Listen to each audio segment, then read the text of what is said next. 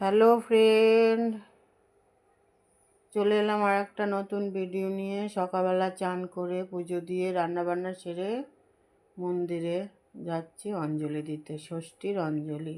আজ মহাষষ্ঠী, সবাইকে প্রীতি ও শুভেচ্ছা।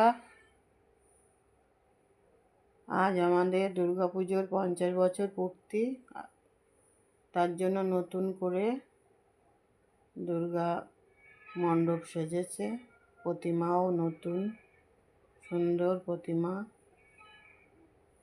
দেখো কি সুন্দর মায়ের মূর্তি।